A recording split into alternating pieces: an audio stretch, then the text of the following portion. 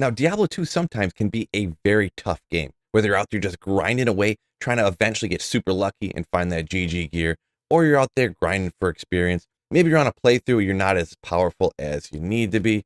You make one wrong step and poof, you get absolutely bodied by some random pack.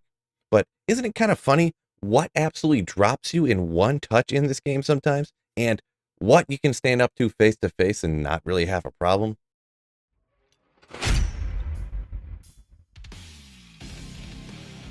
Now, for instance, you have this beautiful lady, the end of Act 1 boss, Andariel. Now, she would think the Act boss must be pretty tough. I mean, it's huge. It's got to be a big, epic boss fight right at the end of Act 1. Well, actually, you're going to be a little underwhelmed. Andariel is pretty darn easy. If you do have any struggle taking the damage, you can just run around these boxes in the corner and she literally can't touch you. But don't make a mistake earlier in Act 1, because actually just random monsters have a better chance of just absolutely melting you. You come across the wrong auras, fanaticism, might, extra fast, you'll just get deleted. But you know what? You move on to Act 2. Dariel's gotta be harder, right? Well, he just scoots along on his slug ass and can't even catch up to you. Yeah, he chills you out a little bit to slow you down, but what does that really do? You just run away a little more.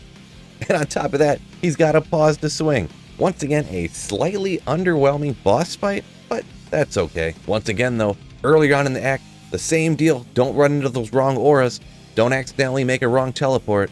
Don't get stuck in a hit recovery animation, because if you do, these random white monsters are what's going to drop you. Jumping into Act 3, taking on Mephisto. Originally, this was over halfway through the original game. Now Mephisto's got to have some crazy attacks, crazy high health, right? Well, kind of, but since the beginning of time, there's actually a very well-known, every single person and their mother knows this trick. Motrick and Mephisto, you will never ever get touched. So once again, the act bosses are the easiest? That indeed is the case. Never want to find yourself in the Great Marsh when they got the gloams shooting lightning at you. These things can one-drop you if you don't have good lightning res. So just these little, teeny, weeny, schmucky normal monsters are the bigger trouble compared to the act bosses. But this trend absolutely cannot continue. We're moving on to Diablo himself. The game is named after him, for God's sakes. This guy's gotta be a mega challenge. Well, actually, he shoots this tube laser fire thing at you. You can just run around in circles, literally can't touch you. He'll drop this fire down at you. You just run away. Keep taking shots at him in between. The guy goes down like nothing. Once again, this guy f***ing sucks. But on your way to what's supposed to be the hardest boss, original Diablo, this was the end boss of the game. You're gonna have more problems with stuff getting there instead of when you actually are there.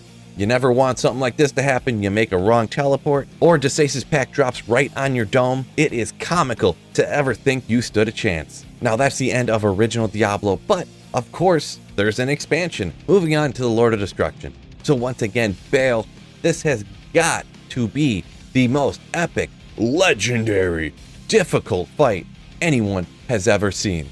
Well, doesn't exactly look so. As a sorceress, you can just stand here and pretty much tank anything that he delivers to you. Yeah, this one's got pretty good gear, but not even best in slot. Really, his damage is nothing that some health potions and some full rejuves can't handle. But once again, on your way there, don't telestomp in the wrong spot, because you will get absolutely murderlated. I have no idea if that's a real word. It probably isn't, but guess what? I don't care.